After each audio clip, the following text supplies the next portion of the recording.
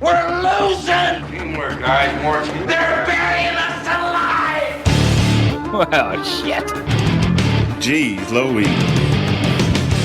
Honey, don't you want to beat those bastards?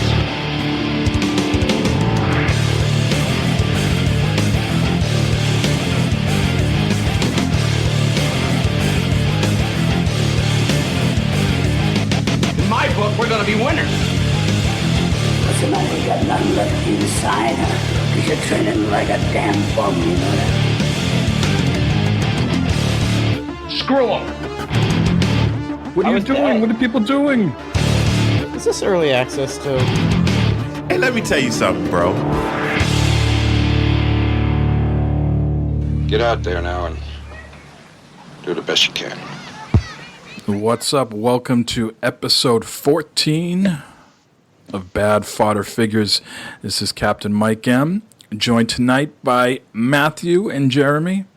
Eric had what? A sort of incident, a work-related incident? I was busy streaming just a few minutes ago, gentlemen, and my phone was, between Discord and other various messages was lighting up with a feverish pace. Now, tell me what's going on with Eric. Well, I guess he's scrubbing some floors, stripping and waxing some floors or something. When he said he was stripping and waxing, and like Jeremy says, this wasn't the thing I was thinking that was happening. Yeah, I was when like, he sent the pictures. Yeah. But So he's not doing this at his own house. It looks like he's doing it at some sort of business practice or something. Mm-hmm. Yeah, he's it looks like an office or something there. He was at doing something. Jeez Louise. No, he's probably helping his wife. Didn't she still have that business where she cleans the offices? Yeah, but stripping and waxing must be part of the gig. Yeah. And is this a new record within I don't know, 45 seconds? We already have our show title. Waxing and stripping. Yeah, Stripping before and it even waxing. started. Yeah. Stripping and waxing. This is going Thanks, to Eric. be a sexy, seductive, sultry episode 14. Unlike the thick brown episode of last week. Gentlemen, we had lots of fun last night streaming some PUBG. That was fun. We had some good laughs there, and in typical BFF style, we bungled a 3v1, a 3v1 as they would say in the industry, a 3v1 situation. Matt was already dead, so he cannot be held responsible for this. You get that right. He was just a witness. He was not an actual participant of a 3v1, and we went down like a bunch of dominoes. I am replaying the situation in my head, the strategy. Should we have all taken a tree? Should we have pushed into the circle quicker? Should we have not gone prone? Should we have looted more so we had actual weapons with some range on them? All sorts of things. But at the end, the conclusion that I came to is it wouldn't have mattered. We're BFF. Yep. We got to embrace Yep. it. Yep. I mean, for Christ's sakes, I got run over by a boat by Jeremy, the driver. Kind of an asshole. Drives a unlicensed boat. Probably been drinking. I saw the guy. There are so many And clips then- that we have to get Yeah. from that. Yeah. And then he's driving a boat, and then Mike says someone's shooting at us, and Jeremy does a smart thing and jumps out of the boat for some reason instead of driving the boat away. I said, I was like, hey, there's some guys behind us. You'd think you would drive the boat forward, but like clockwork, Jeremy jumped, and Sean was like, well, Jeremy's jumping shit. I'm going to fucking jump too. Well, when you go back and check the tape, the reason why I didn't drive forward is because that would have taken us out of the circle. So I drove up onto the grass with it. and got out of the circle. Got out of the way. Your line of fire. Sean was definitely following Jeremy's lead last night. It was a 3v1, like I said, and I'm rolling up onto Sean and Jeremy, and they're both prone. What the hell's going on here? I assumed Jeremy went prone first, and then Sean was like, yeah, I'm going to go prone too. So, it was a good time, though. I thought we had a lot of fun. It was good to play on the new PC, playing some PUBG. It ran very smooth. Nice. I did have a little panic attack a few minutes ago, guys. I got to be honest with you. Still having Fortnite PC issues, even on the new PC. And so I was trying to stream with my buddies Chewy and Bounty and some other people, and everything was just running real rough. So I closed my stream down and tried to troubleshoot on my own, and Matt, I know you're not going to want to hear this, but I think Slobs is the culprit. Is that right? I deleted Slobs off of the new PC. I went back into GeForce Experience and optimized Fortnite again, which all it does is put everything back to Epic. And I started playing, and there was no issues. I started playing with Bounty and Chewy, and there was no issues. So I said, all right, let me install quickly. I was dead in a match, of course, and they were going on, and I installed the regular version of OBS, and quickly got a stream up on the vanilla version, and no issues whatsoever. Oh wow! So I I was hoping for that Slobs to be a more stable, less resource hog type of thing going on, but apparently not, huh? Yeah, I think Slobs is the culprit. So we'll have to try that with more streams, but the early results say it's a Slobs issue. And people out there don't know what Slobs is. It is a combination of OBS, which is a streaming software, and Streamlabs, what would you say that is? A streaming aid, like you can have certain alerts and commands and things like that that you use it for. Basically, instead of having like Twitch open, you can have this open, and it tells you, it's got your whole chat and everything there, and shows you people that it's followed and other types of things going on there. Instead of having a Twitch window open, taking up those resources, you have this one window that shows what's going on with your stream and the chat and everything there combined. So it was good to play with those guys. It was good to I got to be honest, I was ready to throw everything out. I had the Elmo a GIF like up on all my monitors. I was just ready to throw everything away, but I was ready to call and say, guys, I can't make it this week. I'm just too flustered. But thankfully, cooler heads prevailed for now. And, nice. So good to be here. We're going to miss Eric. Lots of news this week, and we're going to tackle it all at once and try to break it up here in the beginning and sort of at the end. So before we get into the news, let's get into some other stuff. We have a bunch of voicemails, gentlemen. You feel like just jumping right into those? How does that sound? Sure.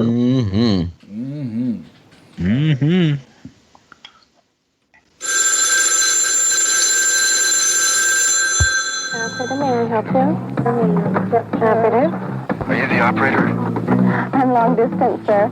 Overseas, may I help you? Directory assistance, may I help you, please? Hello! Hello again! Hello! Hello again!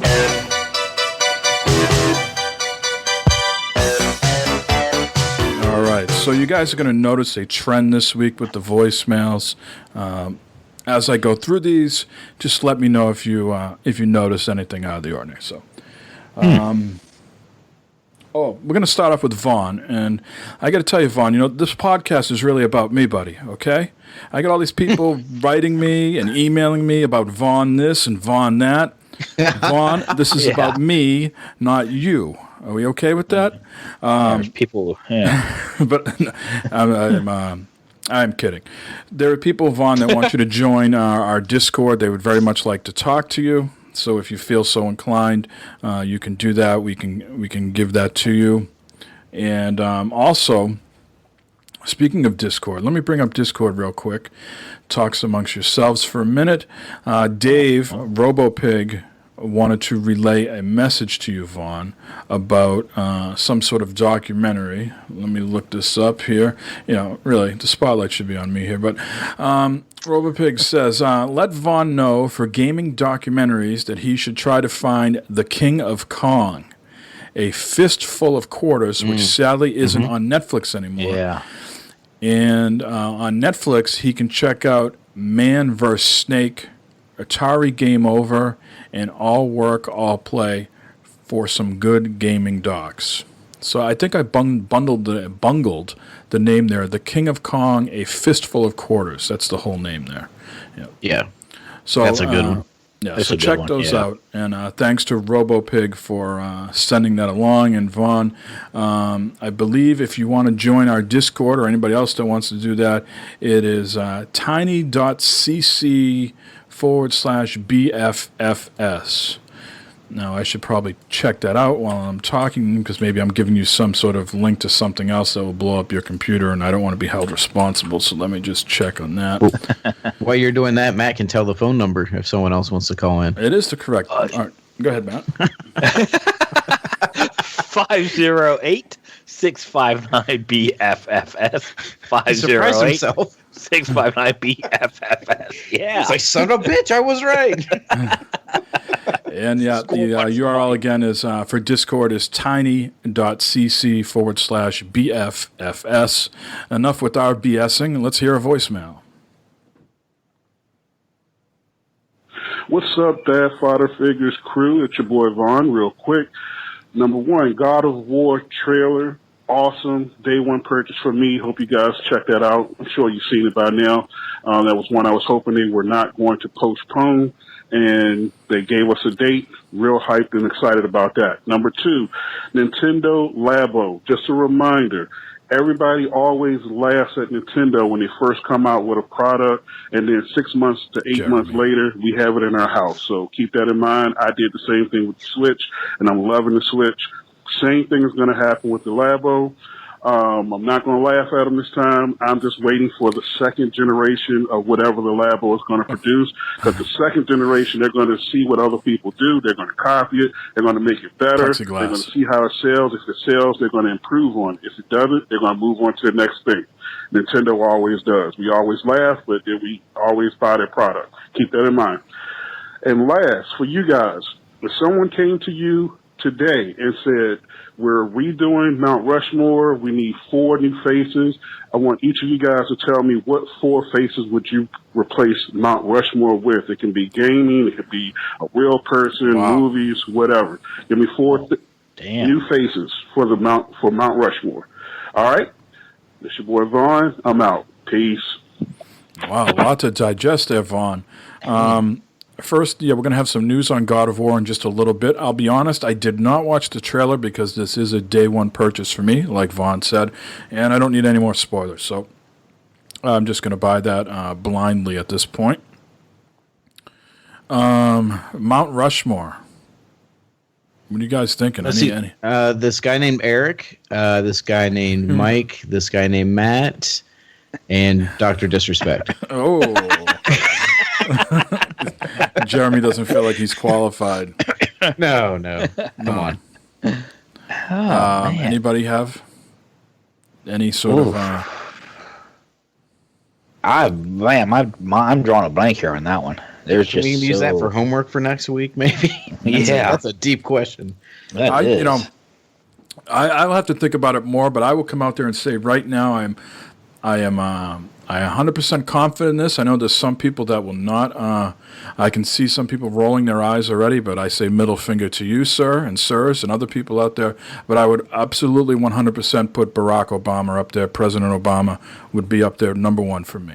I will have to. I will have to think about the others, but that is a sure fire 100% for me. But I would think about the other ones. What else did Vaughn say? I feel like I'm missing something. Labo. He says, the Nintendo. Don't laugh at Labo. Yeah. Well, Vaughn, what I would say to you is these two guys here that are not sitting next to me, but are virtually sitting next to me, they don't buy the Nintendo stuff. Matt and I think Jeremy, the last thing you bought was the Wii U, correct? That's correct. And you're sitting on the sidelines for now on the Switch. And yes, we don't see ourselves at all buying the Labo, right? Correct. No. Yeah. All right. Well, I'm sure there's other people, but for right now, I am the only consumer of the current Nintendo stuff. I think Vaughn had a call back. All right, it's your boy Vaughn again. Now, this time, that same person calls back. They get in contact with Captain Mike, and they say, Captain Mike, now, out of those picks that the 4 guys from Bad Fodder Figures picked for the Mount Rushmore faces, Captain Mike, you're responsible for picking 1 from each person, and let's see what we come up with. Oh. Peace. Good show. Talk to you next week. We got new parameters. Yeah. Vaughn's coming through, baby. Yeah, so we got some new parameters. So, Eric, if you're going to listen this week, you have homework as well, guys. Next week, come back with your top 4. I will come back with my top 4. We already know one of them. and we will consult, and then we'll go from there and see what happens. If anybody else wants to chime in, they can get us on Twitter, they can get us on Discord, and they can get us via the phone number again, 508-659-BFFS. Great question, Vaughn. All right, moving on. Gentlemen, what is going on? It is Mafia Thug. Thank you for calling me out, Jeremy. As far as not calling in and listening, I was going to do the double F thing and decided that, I'll let double F do his thing. Because that's his thing, and ain't nobody going to do his thing but him do his thing. Thank you. Anyway, driving back from Denver, back home. Looking forward to a weekend at home with the family. Welcome to the club, Mr. Ninja. I was trying to think of what gamer tag you should give your wife. I was thinking like titty pizza ninja, pizza titty, or something like that. I don't know. But anyways, my eyebrows are singed over here. To have your wife gaming with you. Latina and I do it all the time. Glove Box, gotta give you a shout out because you're Glove Box. Vaughn, what is up, Vaughn? Fred French, love you, brother, love you. Captain Mike, I love you too, but I gotta say, seriously, fuck the Patriots. I'm over it. Brady, go fucking retire. Belichick, let's see you later. Matter of fact, fuck every NFL team, including my team. As the roller coaster ride states, the shitty Denver Broncos. Alrighty, gentlemen, just calling in, giving you guys a shout out, loving the show. You guys keep me great company on these long ass drives, and many laugh out loud moments. You guys are awesome. Keep rocking, keep doing what you do. Talk to you later. Bye. Thank you. No love for Matt there. Yeah, no, I thought that's who the fuck you was coming for. Oh, maybe that could have been. I was glad to hear the Patriots. No, you think Jay and Eric. Now, Jeremy, we know your wife is in the chat as Trauma Mama. Yes. Is she taking that persona over to Steam as well, or are we keeping that a secret? She has. Nope, she is Trauma Mama on Steam, and she snagged it in PUBG as well because they linked that up with Twitch or something somehow. I don't know. So yeah, T-shirts are being made as we speak. Yeah. I mean, I tried fidget spinners. Titty pizza. So I tried that. She wasn't going for it. So I was like, all right, good suggestion. Yeah. All right. Well, I don't think he's done. Oh. What's up, Maybe gentlemen? mentions me. Mafia Tech again. I'm going to give you guys the DP, the double play, or the DC, the double call. Anyway, I'm going to copy everybody else and keep doing the double call. Plus, I got 13 episodes to call in, so that means I'm going to call in 11 more times after this. Shit. Anyway, sorry, just calling in. Yeah, go to bed. Well, fuck me, I forgot what I was going to say. I guess I just called in to talk shit. Okay, guys, talk to you later. Bye. Oh, my goodness. And he's not done. Oh. Gentlemen. TP? Mafia Tech again. This is D. Rogers on crack, by the way. Anyways, I remember what I was going to ask now. That VR game that you were talking about, Jeremy, was that for PlayStation or is that only on PC? I don't recall you saying, but it sounded really interesting, and I definitely want to check it out. If you wouldn't mind answering that question for me, I appreciate it. Shout out to everybody else who listens. I love listening to everybody's comments and phone calls and listening to everybody's opinions on stuff. It's very entertaining, and it's opened up my world. So you guys have a good day. We'll talk to you later. No more calls, I promise. Bye. All right. Still no love from Matt, but what are we going to do? I'm used to it. That VR game, I don't really like. If you're just getting caught up on all the episodes, I don't know which one you'd be referencing. I think it was the most for the what something or other. From Other Suns was the most recent one. Yeah. As far as I know, that is not on PS4 or PSVR yet. I believe that's just, and actually, I don't even think it's on the Steam. I think it's just on the Oculus for right now. if that's the one. If not, give us about 4 phone calls and let us know what it was about, and we'll circle back. I'll tell you. Yeah, we'll come back. All right. Let's see who's next. Ladies and gentlemen, it's the one, the only, calling in from somewhere on the other side of nowhere. Me, double F. Bang, Fodder. There it is. Damn. I'm back, gentlemen. I'm back, healthy, back on 2 feet, ready to run the marathon of 1.2 feet and be a finisher. Yes, indeed. Feeling good. Nothing like a little bit of cinnamon whiskey to kick the cold and get the old engine purring again. All right, gentlemen. Enough of the nonsense. Let's get to the reality of reality.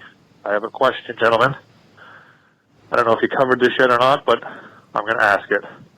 Will there be a show next week with the great Super Bowl? Seeing as how we're all football fans and that thing don't start till 6:30. Just wondering if there's going to be a show next week or not, gentlemen. Let's get that right out of the way. On to bigger things now, gentlemen. Game Pass, and Game Pass. You've probably talked about it, gentlemen, but I have a few things to say about Game Pass. First of all, I do like the idea. I mean, you know, Microsoft isn't really going all out. I mean, what are they going to do? Throw 3 titles in it? That's what they come out with a year. Hey, here's 3 free titles for the year. But hey, it's something. It's something. I'm still on board. I'm an Xbox fan. I'm on board. But I'm just wondering if you gentlemen think that maybe this will be like a thing of the future where, you know, like, I would say most people I know music-wise just basically subscribe to things. Yeah, every now and then they'll buy a song, and every great now and then they'll actually buy a physical CD, but for the most part, most people I know are just simply subscribed into their music and just simply stream and download their music from there. I'm wondering if maybe that's where games are headed to, gentlemen. Maybe it's just a subscription thing anymore. Don't have to worry about buying games, pre-ordering games, standing in line for games. Just basically throw everything in the pot, stir it, and let the gamers enjoy. I don't know. Could be, maybe. I'm sure it's not right around the corner. This is probably something that's quite a few steps down the future, but just wondering what you gentlemen think. And also, gentlemen, one great big announcement yet. Fred French is now on Xbox Live. Under the gamer tag, Fred French. Easy enough, gentlemen.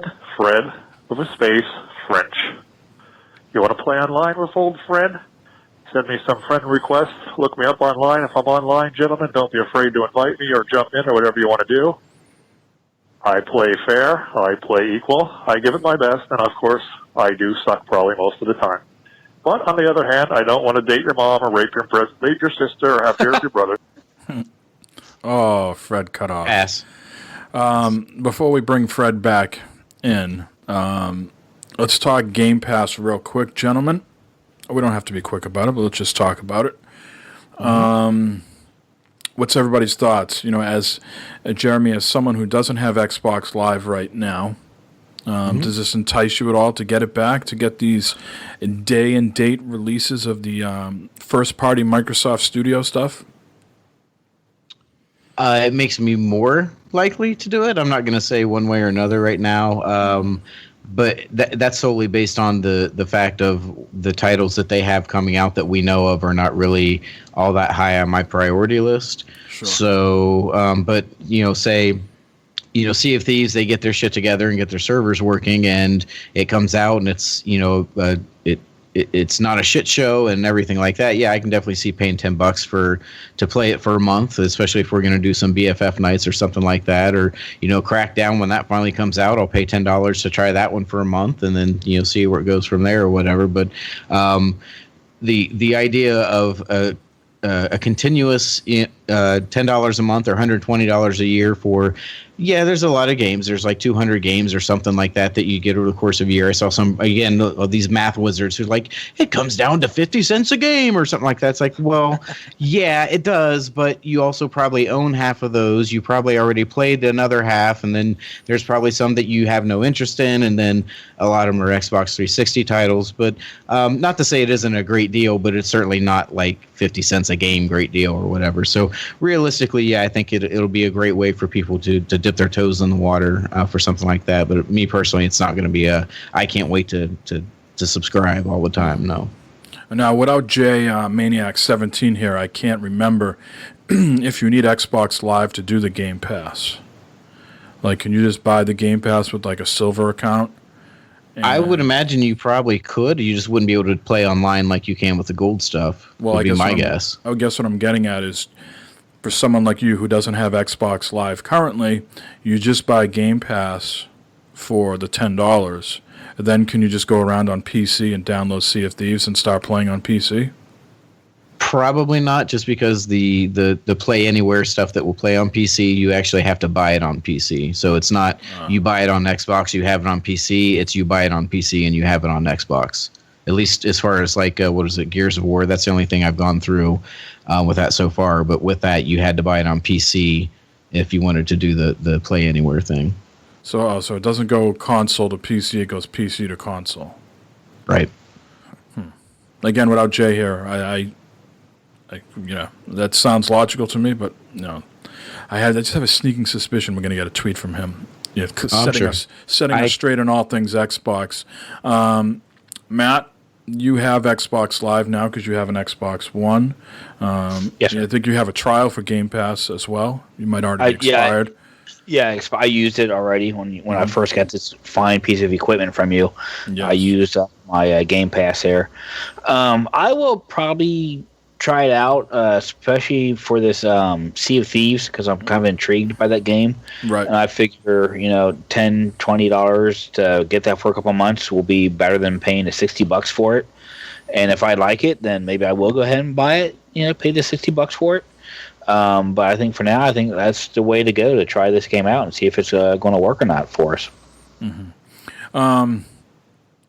I want to dive into this a little bit more, but I guess the first question I'll ask you guys is if Microsoft was in a healthier place with their exclusives like Sony is, would they have a system like this in place where they would add their first-party titles? Do you think that would be included in there if roles were reversed and they were on top? Do you think they would have this and add these games in there? Probably not. They're probably wanting to get these games out and about and in people's hands as much as possible. So, yeah, that's probably why they're doing it right now with the first party games and first releases and everything like that now. Yeah. Yeah, I was thinking, 5 years ago, whatever, when they did the launch, and it was, if they would have launched with this instead of always online, and we got a console for people who want to play, like in no game sharing and all that stuff, if they would have launched with this, I think we're in a totally different world today. Yeah. You think another reason they have these games in there, these first three, is because they're not getting as much attention or traction? Like, I guess if it was Gears 5 and Halo 6, could you see them being dropped in here right away? Or is it because the attention for Sea of Thieves and Crackdown 3 and State of Decay 2 were sort of medium, lukewarm? Sort of the Xbox enthusiasts are all over these titles, but maybe the person who's on the fence with Xbox isn't really aware of these, and they're not system sellers. Is this a way to make these games more of a household name? Yeah, I think so. I think it's trying to help. That's what they're trying to do, is get the games out there more so and people, and kind of the Halo. Everyone knows what the Halos is. Everyone knows what the Gears is. The games like Crackdown and Sea of Thieves and stuff like that, little not as known. Plus the Sea of Thieves being a brand new game. Obviously they got a lot of money invested in this game with the whole online thing that got going on with it and everything. So I'm sure they want to try and get as much as they can out of this thing as possible. Right. So, I guess the long term is like, what does the developer or platform holder and vision for their games. I mean, do they expect people to continuously pay for a game over time? So like Jeremy said, there's a bunch of titles in here I might not be interested in, I might already own. So really I would be getting Game Pass for these 3 games, right? Do they envision people just continuously paying over time for these games and other new ones? To me, it seems like at first it's a good deal, but is it really the game plan that people are just going to cancel and then re-up, cancel and re-up? Is that really what they're after here? Or are they going to try to give you more stuff to keep you in the program?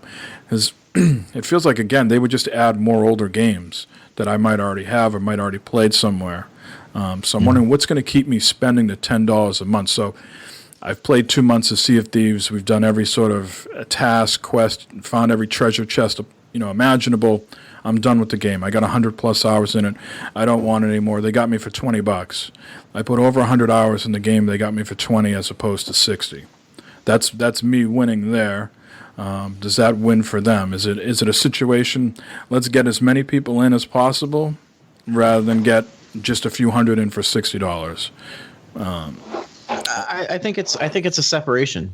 I think they're. I mean, what they've been doing in the old formula is clearly not something that they're interested in. I don't know that it's working well for them. So they're literally games as a service at this point, or at least having that as an option. And so that sets them apart from their competitors. Then they can do all the buzzwords of 350 cents a game or whatever that math works out to and everything like that. And I think it'll work. I honestly do. I don't think it's necessarily the greatest thing for people like us who have been playing games for years and who already own a lot of games, like you said, and but I mean, it's something to separate them from Sony and even Nintendo at this point to make them more appealing to some consumers or certain markets of consumers. So, I think it's a fantastic deal for people that are just getting into the platform and just getting into Xbox, and maybe they're younger kids and they're just getting into gaming.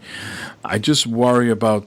This seems almost like a Redbox on a larger scale. We've all rented movies from Redbox or wherever, and you forget to bring it back, and it sits there for a while, and something that should have cost you $3 has turned into $15.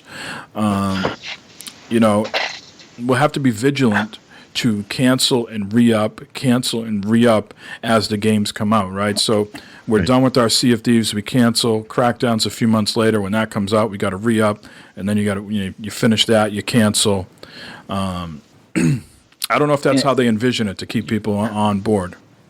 Well, they've trialed EA Access. This is basically EA Access on a grander scale, and they have all that data. They have those numbers of the people who do come back the once a year for Madden or NBA or whatever. Right. So clearly, it's working, or it's working well enough for them. I think they're gaming on people being lazy and forgetting to cancel it and so forth, and that they'll just keep coming in with that money from some people that will just, oh shit, I forgot I had that subscription. I guess I better either cancel or something. Well, I'll do it tomorrow, and tomorrow turns into next week or next month, right. And so they keep getting that $10 a month, and a lot of people, aren't even using it or something, or they forget. They just just lazy. They won't cancel it. Yeah, I think, like I said, you're gonna have to be vigilant about it, because you're gonna end up paying more for a game than the game if you bought it outright. And they're saying first party stuff. Well, we know that what the first party stuff is. They can tell me Halo 6 and Gears 5 until I'm blue in the face. Those games aren't coming out until 2019, 2020. So. I'm curious to see what else they add to the package. Again, a great deal for people just getting into it, or Xbox lifers.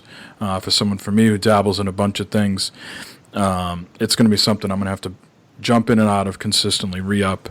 And keep in mind, if you have a trial, you can only trial once per gamer tag. So Matt, you've already used your 30 days. If somehow you got another 30-day code from someone else, it's not going to let you redeem it. Correct. Yeah. And just real quick, I look at the FAQs on the Game Pass, and it says, do I have to have gold? It's the members in an Xbox Live Gold subscription to access multiplayer features and functionality in an Xbox Game Pass games. So you will need a gold membership to be able to play online with these games. Yeah, and I'm looking at the Play Anywhere screen, and it doesn't, I was trying to get Jeremy an answer here, and it's just very ambiguous. It says, buy once, Play Anywhere, purchase an Xbox Play Anywhere digital game, play it on both Xbox One and Windows PC at no additional cost. So it doesn't say, hey, you got to buy a PC first to get it on Xbox, so something we'll have to dig into a little deeper. But Fred was not finished there, gentlemen, so let's hear from Fred again. Yep. Oh, I forgot about Fred. Sorry, man. I'm healthy, and I guess I'm long-winded. I apologize. Another embarrassment to me and the podcast, being long-winded. Anyway, I'm on Xbox Live now. You want to play? I'm around. Hook me up, look me up. Let's do it. Be good, gentlemen. Enjoy your week. Enjoy the big game. And I hope the winning team that wins is the winning team that wins. That's what I'm going to put my money on, the winner. Steelers. As always, gentlemen. Pittsburgh. All right, Fred, thanks a lot. And thanks for everybody that called in this week, all three of you that left 14,000 messages. We appreciate it. And don't be shy, others that are listening. Again, the number is 508-659-BFFS. As far as next week, we will be recording. We will not be recording on Super Bowl Sunday. The show will still come out on the Monday, the 5th, so look for it then. But we will be recording it, I don't know, a day or two early or a day early or something like that. We will figure it out, okay? Okay, stop looking behind the curtain. Jesus. Yeah. We'll figure it out. We might have already recorded the show for next week.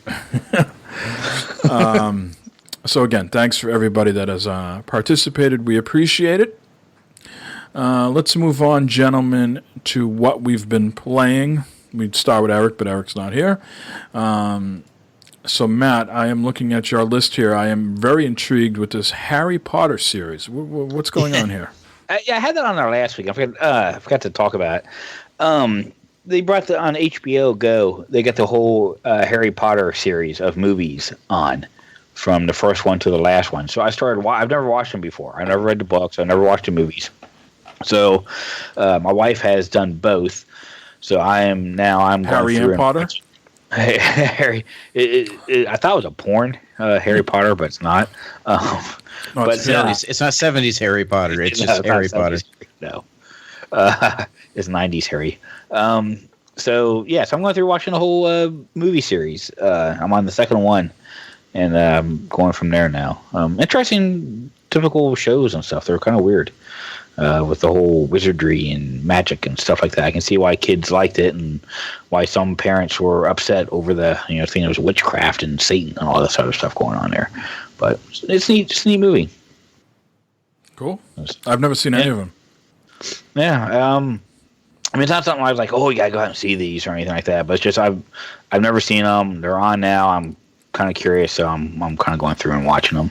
Plus, I want to see how what's her name ages over the movies. So. And what year would Harry Potter hit its peak? Would you say roughly? Just off the top of your head, if you had a guess. 2005. Okay. So whenever it hit its peak, I was not aware of the term spoilers, like we know it now. Yeah. And one of the funniest videos, and now I know it's a spoiler, but one of the funniest videos ever is when all these people are lined up outside to get their Harry Potter book. And a guy drives by and rolls the window down and tells them the end of the story. And the people are just flipping out and like running after the car. That is some funny shit. Even though now I know, like, truly understand what spoilers, what it means to people. Back then when I was watching, it's like that is some funny shit. Oh, what a dick move though, but man, that's great. he drove by. I was like, Harry's gay. He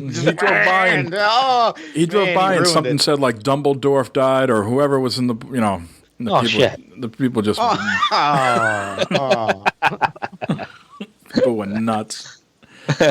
Well, shit. It was John Dumbledore, not the other one we're reading about. Oh, okay, good. But Sony had that flash sale last week, so I picked up The Order 1886 for $5. Yes. Okay. Price?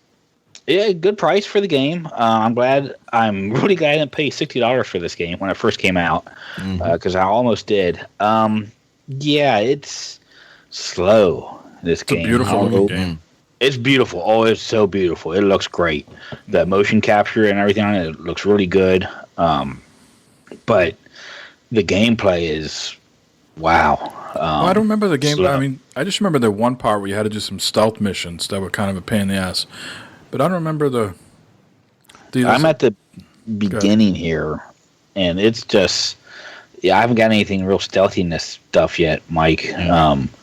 I'm in the beginning. I just got like out of this escape from this prison. I guess I became part of the order or whatever. So now I've got a couple guns and went around killing crazy people in this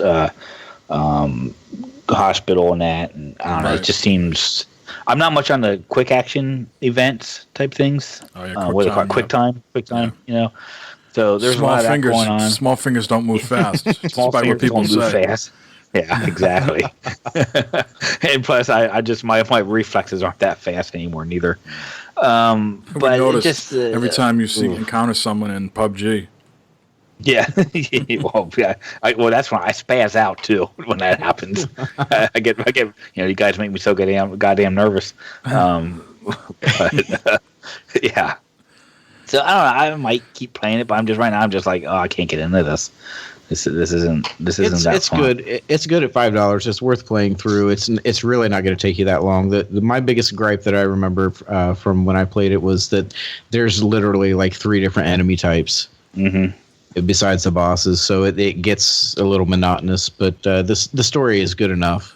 I mean, it's pretty cool. It's in a whole different time zone and everything. Time period. Time period. Time period. Yeah, it's in Pacific time. It's cool. It's supposed to be like Victorian, but almost in the future, right? It's got that sort of steampunk type stuff going on.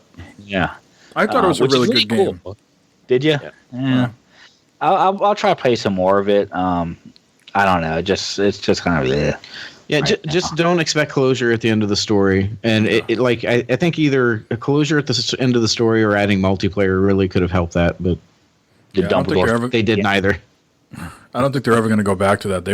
They created some other almost like kids game after that. Right. I don't think you're ever going to see a sequel to it. No, that's sad. Did it ever come out as DLC or anything like that, or nope. Just the game? Just fucking let it die on the vine. Yep. Wow. So I'll check it out some more, I guess, and see. But and then just did some more Torchlight 2 the other night, playing some more of that and getting further in that. That was a lot of fun. Did you get stuck behind any rocks? Not this time. No, I've been very careful now not to go around back in corners and stuff like that where I might get stuck by the creatures I kill and stuff. That pisses me off. Yeah, exactly. So, but yeah, that's about it for me. Nothing major except for the fun stream last night. So happy fun time. Super happy fun time. All right, Jeremy, how about yourself? I finished Pyre, so you guys won't have to hear about that anymore. It was a really good ending, and then once you get to the end and see how it all kind of plays out, it makes more sense about the choices you've made. They kind of want you to go back through and play things in a different way and make opposite or different choices. But I just kind of got online and did a Google search of the different endings and stuff like that. So if you're really OCD about making sure you get the best ending or the happiest or even the crappiest, because you can really screw some of those characters over, maybe look at a guide first. But otherwise, it's really I enjoy the game. I really wish that it had voice acting, though. I mentioned last episode, I think that there's a lot of reading, which is not really my thing. And towards the end, I was just kind of skipping text just because I knew I was towards the end and didn't want to really get all the little subtle nuances and stuff of the text and all that. But yeah, it was really good. I'm glad I played it, and I think I spent like $10 on it, so definitely worth it. Cool. Next, we're heading into VR land for all you VR heads. It was a free weekend for something called Onward, which the name doesn't really fit what it is. If you read the description, it's on Oculus. I don't think it's on Steam, and as far as I know, it's not on PSVR. It's called. They call themselves a mill sim. Do you guys not MILF, Matt? Oh. Settle down. I thought it was a mill sim. I perked up. Yeah, I was like, oh, Yeah, I'm getting on. We're down there. yeah. So I'm assuming that means military sim because basically, this game reminds me a lot of. Remember when we played Rainbow Six Siege, but we played against the AI, like going through and trying to kill the bad guys in the building. Yes. No? Yeah. I remember that. Yeah. Okay. It reminds me of that. At least the single player does. So it's all like real life military gear, military weapons, and all that. There's different loadouts you can do. You can get. You can put different attachments on all your guns and all that. And as far as the single player goes, they have a mode where they drop you into one of like 12 different maps, and you go through and you're just kind of looking for the bad guys and trying to kill them. But this is kind of different from all the other games I played in that one is realistic weapons. But this is also the first time where I was in a situation where, because I'm right-handed, so I'm normally shooting right-handed. But then in this game, I could use my left hand to grab the stock of whatever gun I had, like if it was a shotgun or rifle or whatever, and kind of steady my aim. So that was kind of a new weird sensation because you got both hands out in front of you, but you're not actually holding something of that shape, but you still have something in your hand. So that was kind of weird. And then the scopes, the guns have scopes on them. When I first equipped it, I'm like, you can't see shit in this scope. Like, it's just black. It's like black. I'm like, what the hell's going on? And then it dawned on me, like, all right, dumbass, it's a scope. So actually I had to bring the gun up towards my face.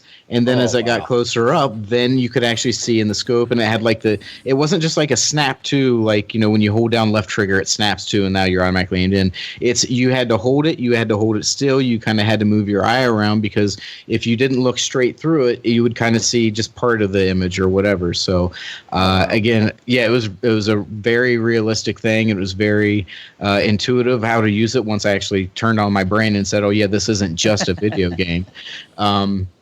And you've got items like you've got grenades and all that stuff. And when you go to reload a gun, I thought this was pretty cool. There's a button on the thing, so you shoot the clip or mag or whatever you call it. It's empty. You push the button on the remote on the controller. It pops out. You have to reach down by your waist, pick up another clip, actually put it in there, and then a lot of the guns have you guys who know guns are going to know, I don't know what the hell it is, the little lever or bolt or whatever that you have to pull back to kind of, I guess, put one in the chamber or prime the clip or whatever. Matt, do you know what the hell I'm talking about? You pull the thing back to, if you put a mag in like an AR or something, you pull the thing back and it charges the gun type of thing. Yeah, you got to do that. So it's like this whole new, again, a whole new way of adding realism to it. When you pull out the grenade, you got to pull the pin with your other hand. You got to sit there and wait. You can either sit there and cook it, or you can just throw it. So yeah, I mean it's a pretty decent mill sim, I guess, if that's a new thing that we're doing. It has a multiplayer aspect to it, which I did not play for obvious reasons. But one thing I thought was really cool was that it looked like, as far as the military mode, when you go to win a match, it's almost like a capture point. But you know how, like, when you go in Battlefield, you have to go up and you hold square on the objective and you wait for that little thing to fill up and all that, right? So this, you actually, while you're in the field, you reach behind your right shoulder and you grab using the little grab button, and you actually pull out a tablet. And this tablet, you can use at any point. It's got like a map on it with a compass, and it's like a real-time map. But then you use the options on the tablet to hack that little control point thing. It shows you like a 7-digit number, and then you have to go into a different screen of the tablet and then enter that number. And that's how you take over that point. Meanwhile, there's probably people like shooting at you and stuff, and you're like 5, 7, 6, 3. Like I don't know if they want you to read it to somebody 8, 6, 7, 5, 3, 0, 9. Right. So yeah, it was pretty cool. And there was one map I played. It was in a subway. And I was down in the subway, and I'm looking for bad guys, and I hop up and out of the subway, and I'm in this dark alley, and all of a sudden there's like this white smoke right in front of my face. I'm like, what the fuck is that? Because again, it's all in 3D, and it's like, I realized it was cold outside, so they were showing my breath. And it's just one of those things that it's just a little touch that goes a really long way when you're in a 3D environment. So again, it's called Onward. It is early access. I put up a video on it on the BFF YouTube. That's YouTube/Bad Fodder Figures. It did actually. Yeah, it did render. Now it is short. It's only 16 minutes long, and that's because again, it's early access. About 16 minutes in, the whole thing crashed, and I didn't feel like starting it all up again. But it'll give you a good idea. The graphics were really good. The guns looked like real guns. They had some shadow and shine and all that good stuff. So definitely something to look out for if that's your bag. Then the only other thing I played, which I did not get a lot into, so I won't I won't ramble on much about that. It's actually an older game called Payday 2, which I imagine a lot of people have played because it's probably about 4 or 5 years old. I know it's been really cheap or even free in a couple cases. But I've had it forever, never played it, but I played it this week because they have a beta for VR support right now. So again, kind of the same situation where you've got all those same guns. It's the exact same game. It's just they added VR support to it. It works really well. This is on Steam. This is on Oculus. I don't know about PSVR. But it was a really solid experience, and it made me think that this is really the type of experiences that I think I enjoy the most out of all this VR stuff, is games that are already existing that have VR worked into it in a good way and not just shoehorned into it, because you can tell the way that the controls work and everything and the movement is that the people who were responsible for this, they were very familiar with Payday 2, and they were also very familiar with what works and what doesn't work in VR games, because this is a really solid experience, especially for something that's still in beta right now. So I think I'd like to see a lot more of the older games that are tried and true and really get that good support added to it. So I'll talk more about that later. After I've got some more time with it, but I really like Robinson Banks in VR. I'll just put it that way. Oh, wow. Now, do you know if you have it in VR and I have it in Steam, could you ever have crossplay in that situation? I hope so, and if you guys want to check it out or test it some night this week, then I'll be glad to do that. I know that if you want, because I saw they're when you have updates in Steam, they always put out the dev log or the dev comments, and it's like VR support, and I kept starting. I'm like, what the fuck? Why is this not working?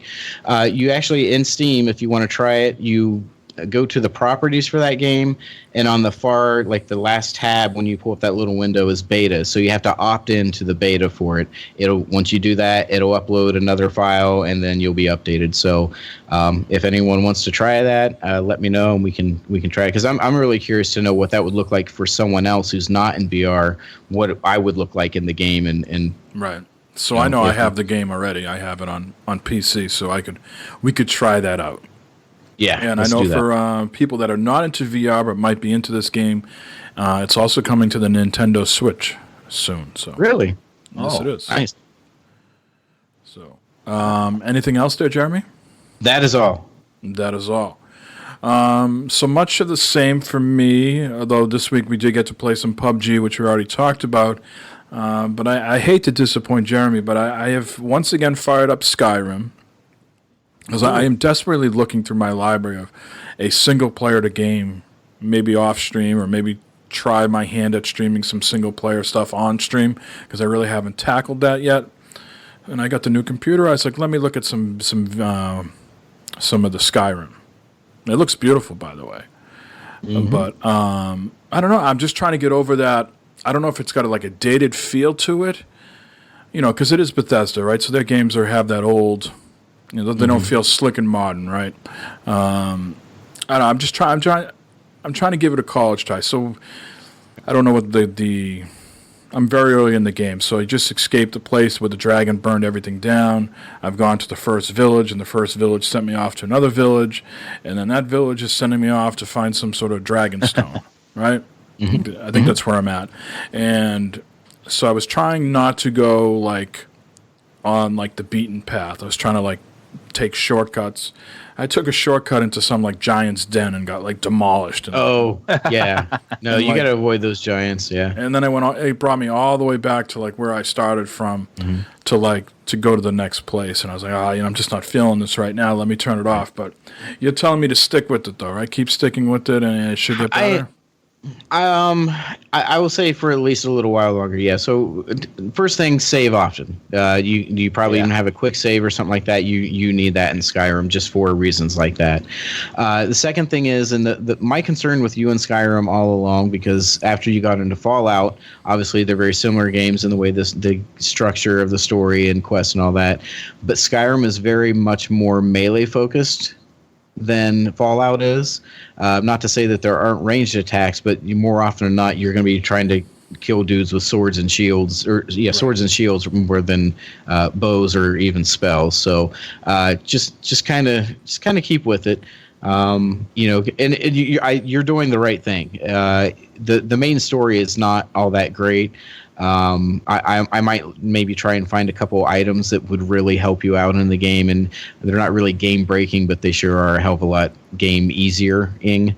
So maybe I'll find a couple items or quests for you to try out. But yeah, that's the fun of that game, is just going out and seeing what you can find and get into.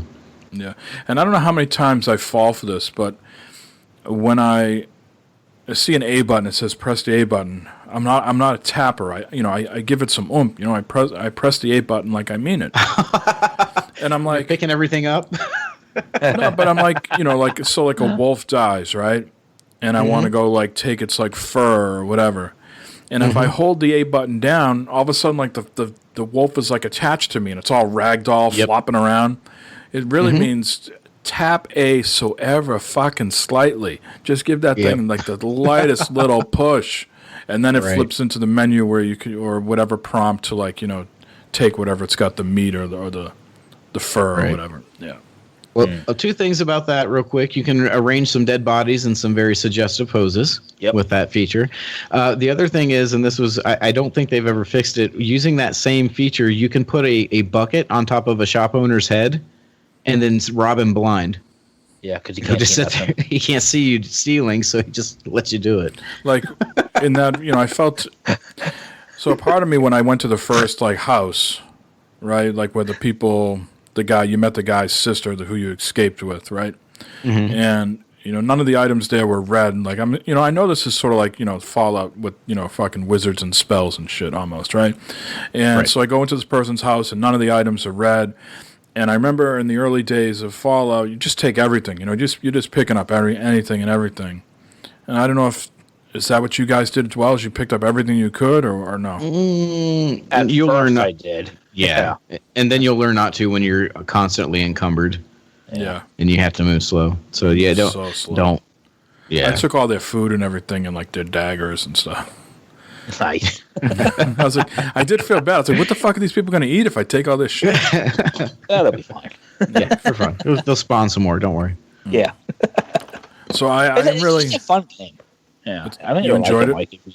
I did. I very much enjoyed it. I thought it was great. I liked using the what they called, Jeremy, the dragon shouts or whatever. The shout, yeah. Fasurda. Yeah. That was really cool doing that stuff. They're just blowing people out of the way and stuff, just pushing people. I just wonder if the game's passed me by. Like, does it still have? Is it too long in the tooth? Or does it still have staying power right now? I got to give it a little more time. We'll see how it goes. I'm either going to go keep playing that or the Fallout 4 DLC, one or the other. I think that's where my mind is at right now. And like I said, all the other things that we've already talked about: Fortnite, Call of Duty, PUBG, the usual. All right, Matthew, before we get into news, do you have any terrible topics that we can run through quickly, or you want me to go to news? It's up to you. I've got a couple we can go through real quick here. All right. Might be women of the night walking around, broadcasting out their anuses, like 70s Harry. Oh, nice. Oh, look at that. Burn it up. I'm right down in the fucking bed. Adult toys, sex crime or sexual assault, vaginas. Jesus fucking Christ. All right, who's got the GPS on the rub and tug? All right, Matt. So I got the a new beer. I got my Cold Snap in stock. Oh, yes. I'm going to take a nice swig of my Cold Snap and listen to your terrible topics. Nice. Well, Mike, this one here, it's home for you. In Massachusetts. A couple accidentally... Huh? Yeah. A couple accidentally donates soup can with hidden savings in it. Mike, do you keep money hidden in soup cans? Have you seen my office? We don't save any money. No, I see. Yeah, your money's all on electronics. It says Invest in technology.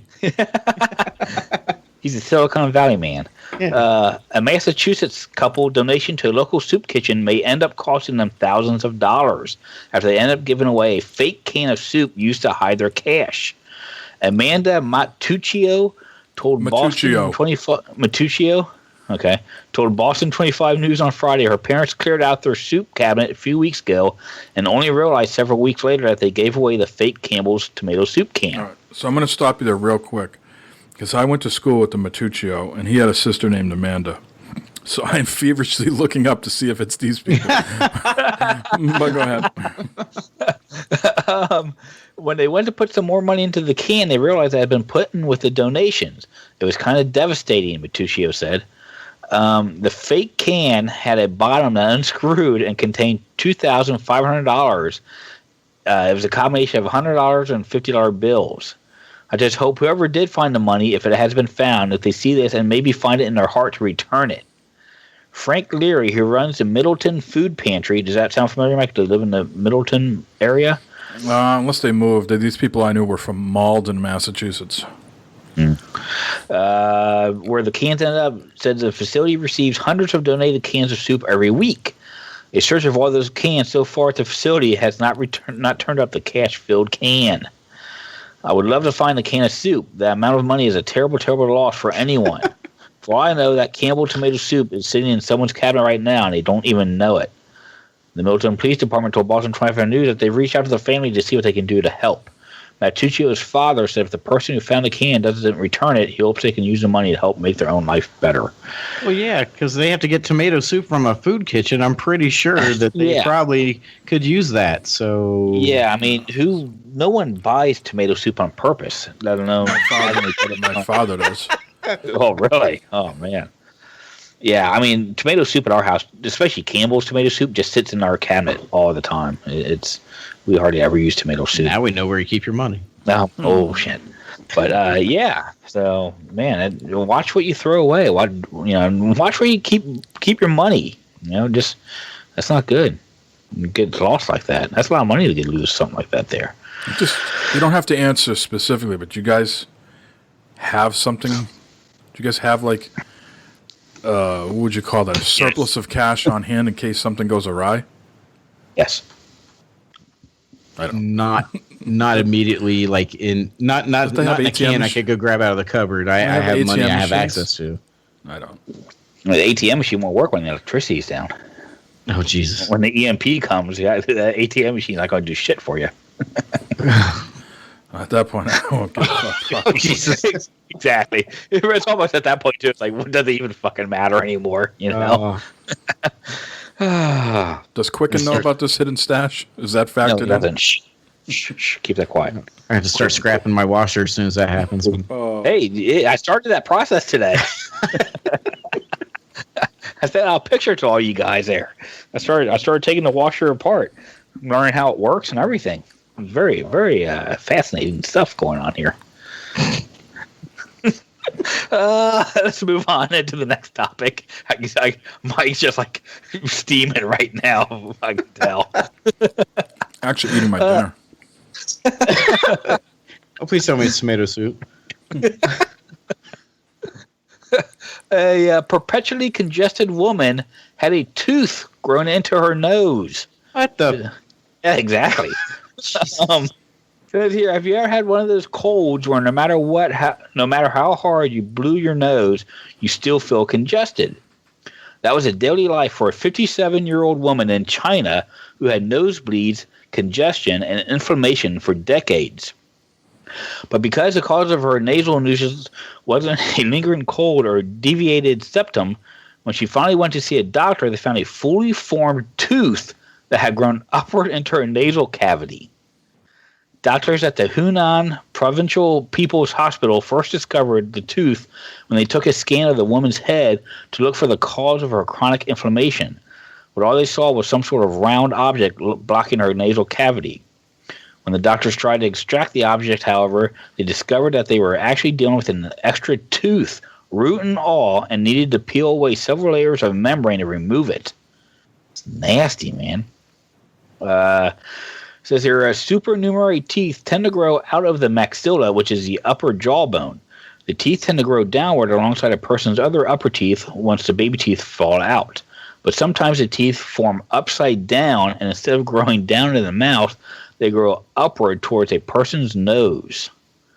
Extra teeth rarely grow all the way into the nasal cavity. Dr. John Helston, a dentist of oral pathology at the University of Iowa, he says that it's not clear why some people develop extra teeth, but researchers think genetics may play a role. That's how crazy is that, man? You just blow your nose for all these times and get no relief, and finally go to the doctor and find there's a goddamn tooth in your nose. That's messed up. 2:30. 2:30. It's time to go to the dentist. Yeah, that's what she said when she went to the dentist. 2:30. 2:30. What was her name again? Yeah. Toothung High. What was her name? Oh, man, with Confucius said, "Colon pocket feel cocky all day." That's where we're at, huh? Yeah, that's where we're at. That's what happens when Eric doesn't show. Any other stories, Matt? No, I'll save some for next week. All right. Well, thank you very much. We have a decent amount of news stories here that I'm fairly sure we can get through quickly. So let's kick it off with some news.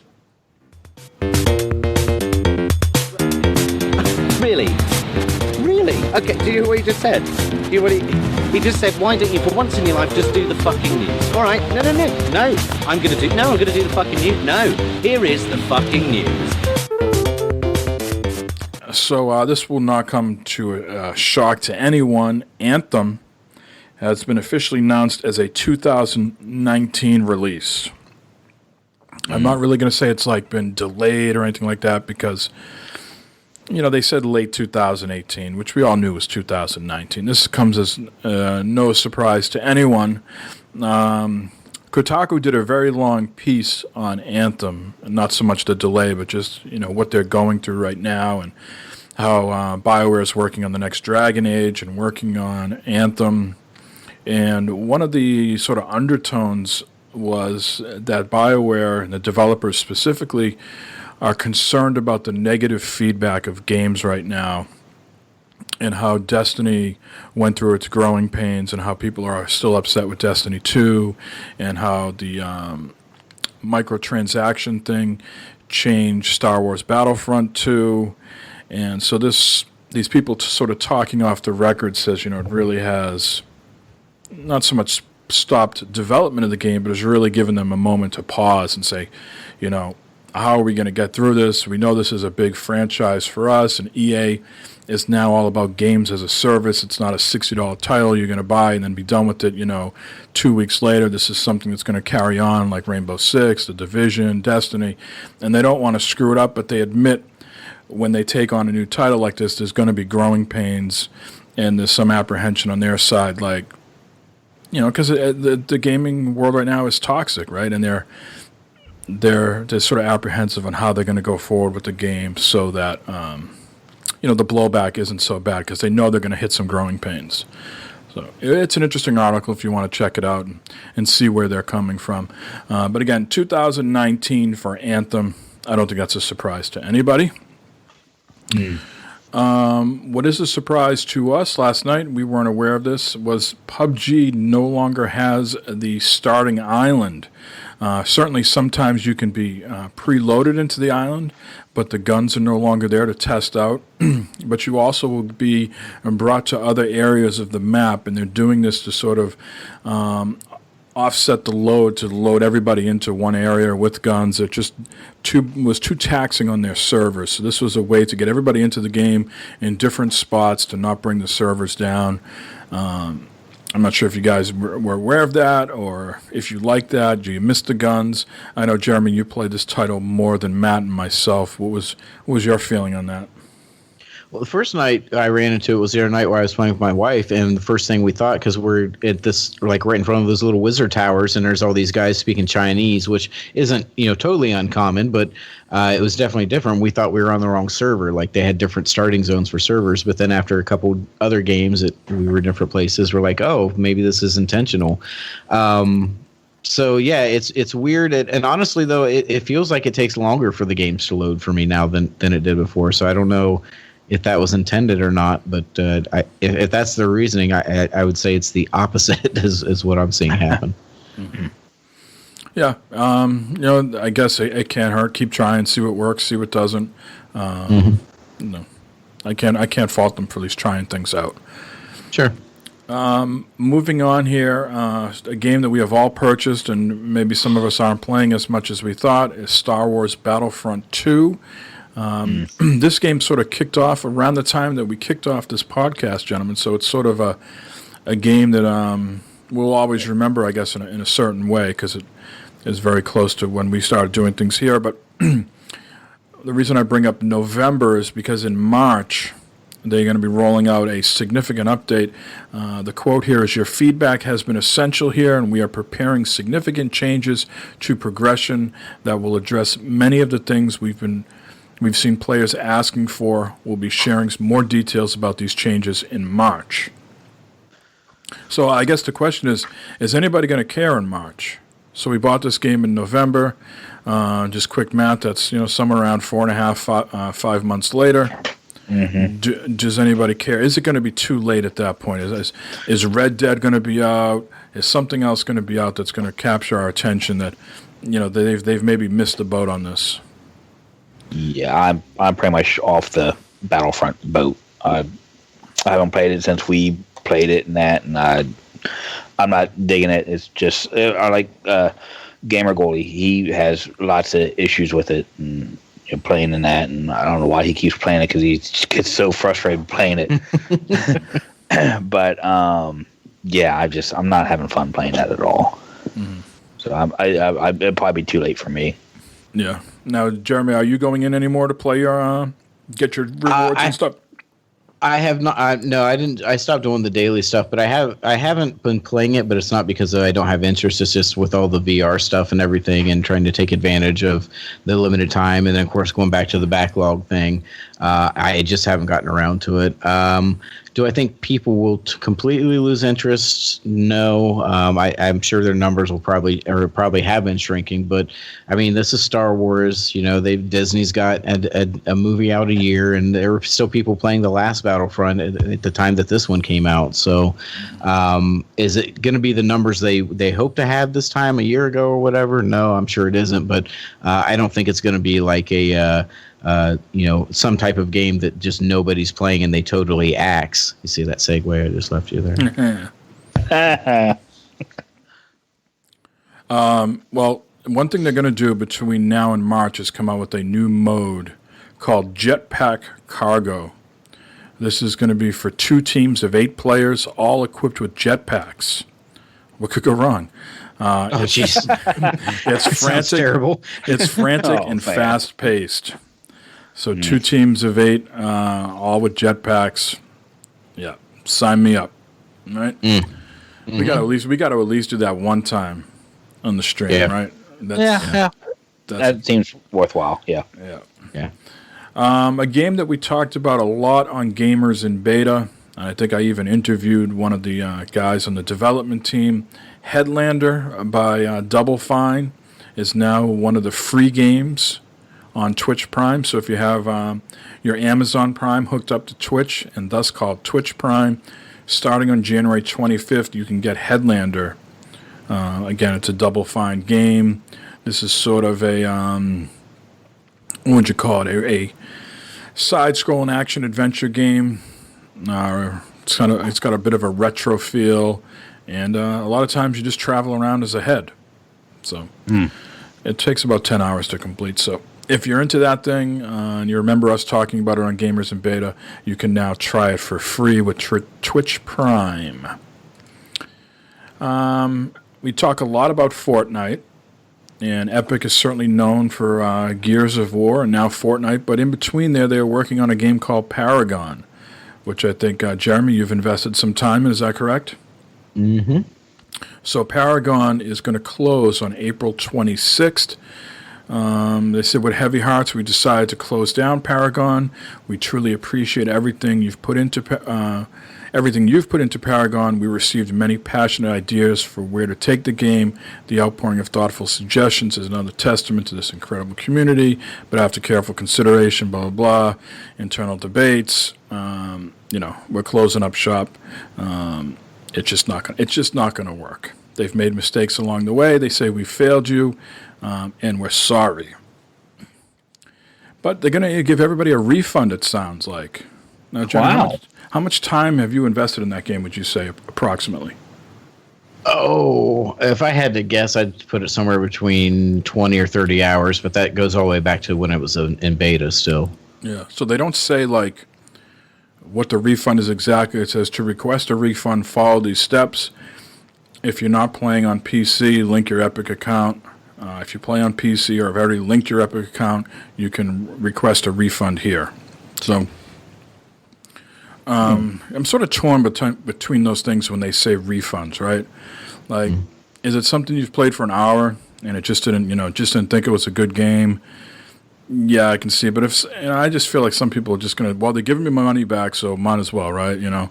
If you've invested 20, 30 hours, I'm not going to judge you if you're going to rate a refund or people who've played more, but it's a very nice thing by them, but I'm not sure everybody needs to take advantage of that. I don't know.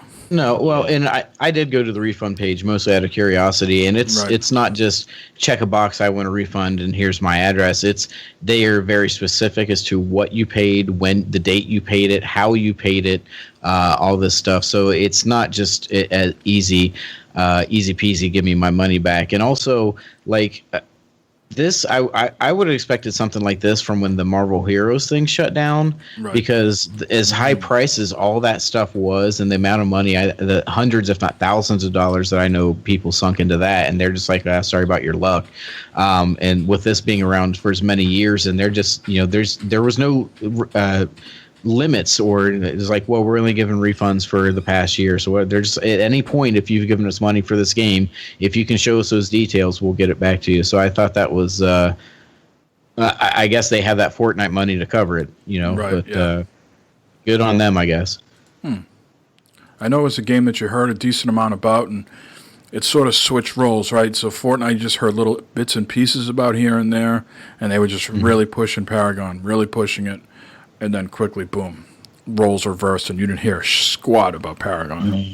It was a decent game. It was a MOBA, but it was a third-person shooter MOBA, which was kind of its like Smite, very similar to that. The difference, in my opinion, and why I didn't stick around is from the very beginning in the beta all the way up to the last time I played it a few months ago, they have one map and one mode with that one map, where at least Smite has different maps and different modes and stuff like that. So I think that's how they've managed to stay relevant, is having different ways to play it instead of just new characters all the time. All right. Well, let's get into a controversial topic here. The good old loot crates. So Ghost Recon Wildlands is having their third free update coming out shortly called Extended Ops. It adds new extraction maps, icon skins, a new PvP mode. The update will also introduce battle crates designed to offer you an additional and accessible way to complete your cosmetic customization experience. These crates can be bought from the Ghost Recon Wildlands store for 400 store credits, with each crate containing 3 items the player does not already own. Store credits can only be bought with real-life money. Ubisoft has assured players the crates will have no impact on gameplay progression, so those who don't buy them will not be missing out hugely. So there you have it. There's your battle crates, and they're just cosmetic. You going to be plunking any cash down, you, Mr. Ghost Recon man? No cash for me for that game. No, I'm happy with the way my character looks. He mimics me in his looks with his beard and ponytail and tattoos and all that stuff. So, yeah. And then this other mode is called the Extraction PvP mode, which players try to defend or extract a hostage from the enemy team. Extraction mode will be playable on both the Garage and Institute map, with more maps promised in the next update. That sounds actually interesting there, that mode. Sounds kind of neat. Yes, sir. God of War coming out April 20th on PS4. Of course, your boy Vaughn already told us about that. So I am looking forward to that. I have, again, as I mentioned, I have not watched the trailer. Maybe if I have a weak moment and I really anticipate the game, I'll watch it. But for right now, I'm holding off on it. Does anybody feel positive that this will come out on this date? Does anybody feel like this could slip? I'm thinking it's going to come out. They seem pretty solid that it's going to be out on the 20th there. Yeah. Yeah, they're offering all these pre-order things. Anybody see that statue that they're ordering? That's up nice. Jeremy's a big he loves statues, don't you, Jeremy? Oh, man, I love every type of $200 version of a game with a piece of plastic in it. It's my favorite. Yeah, I mean, I know if there's one thing Jeremy likes more than a $200 statue, this might be a fetish. If he loves a good cloth map.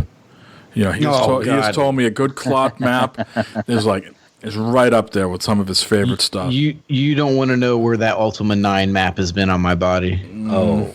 No. So this package here, the collector's edition, will come with 9-inch Kratos and how do we pronounce his son? Atreus? 9-inch Kratos and 9-inch Atreus statue made by Gentle Giant. A steelbook case including God of War PS4 game. It's always important that they mention that the collector's edition comes with the game, because if you can believe it or not, some collector's editions don't include the game. Yeah. Oh, I'd be pissed. So man. So it's good that it comes with the game. A 2-inch Holder Brothers carvings. Not sure who those dudes are. An exclusive lithograph. And once again, Jeremy's cloth map. So 9-inch Kratos statue with his son. Looks like they're slaying some sort of demons on there. Gentlemen, let me tell you right now. 9 inches of Kratos. Are you getting this, Mike?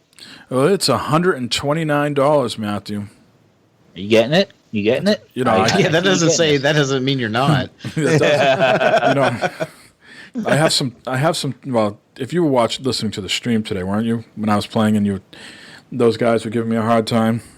No, I know Jeremy wasn't watching, but Matt was. It is very hard to stream off of one computer, Matt. Well, like one monitor. You know where I'm going with that? I think so. Yeah. All right, we'll just leave it at that. All right, a few more news items here. Well, we already talked about Game Pass, so we don't need to kick that around. So we actually have one last news story here. Games with gold for February. If you are an Xbox One owner, which Matthew is, from February 1st to the 28th, you have Shadow Warrior. From February 16th through March 15th, you have Assassin's Creed Chronicles India. And then there's some 360 titles, which, of course, are playable on the Xbox One. We have, Split Second, which is a very good racing game. And that's February 1st to the 15th.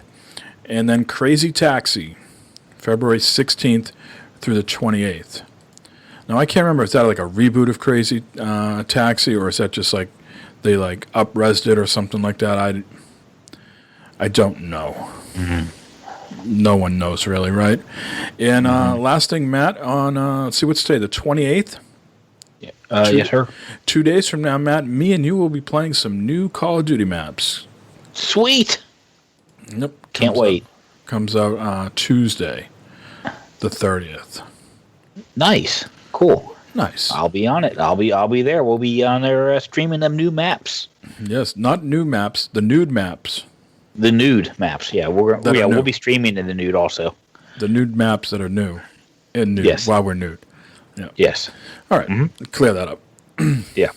They haven't announced, as far as I can tell, the free games for February for PS Plus.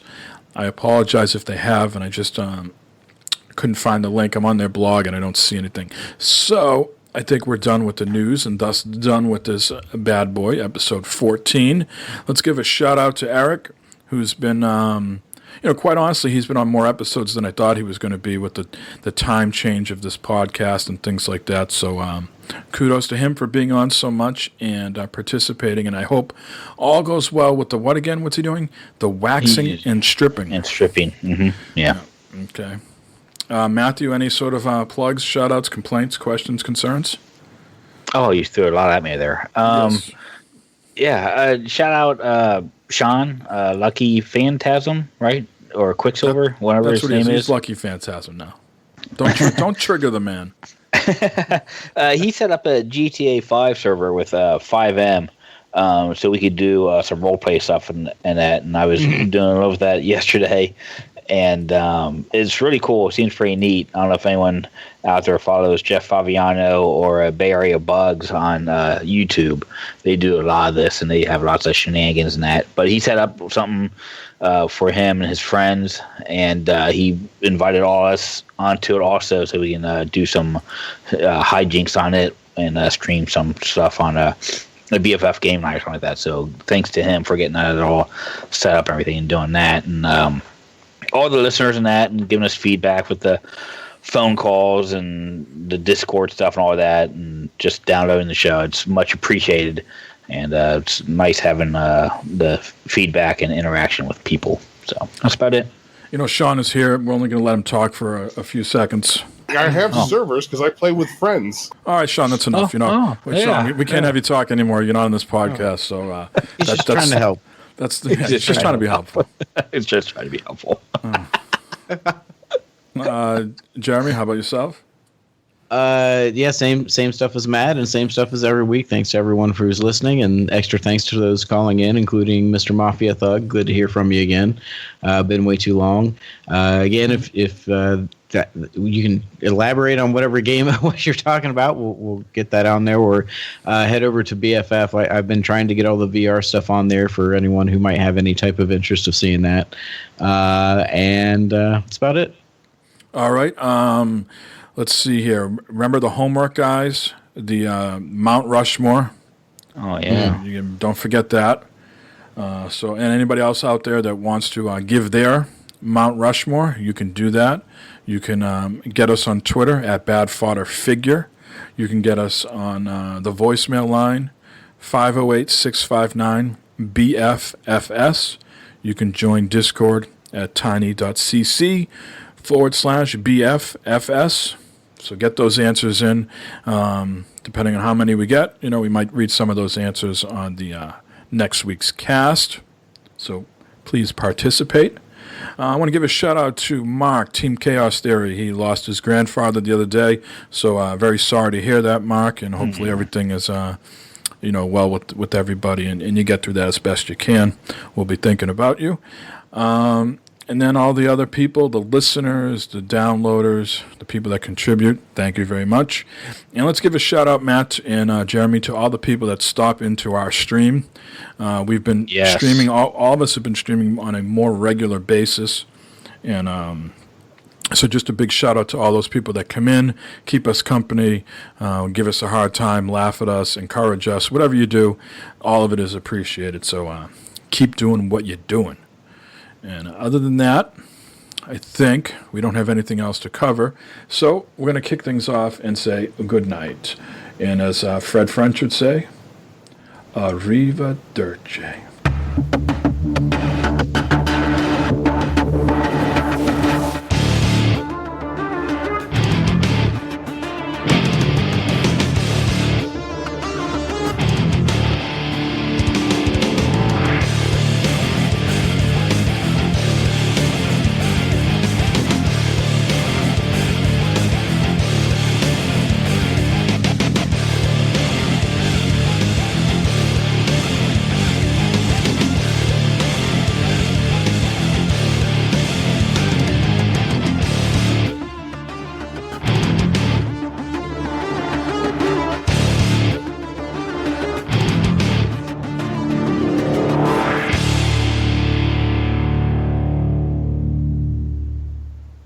I do exactly what I want to do. You say I'm insane? I say thank you very much.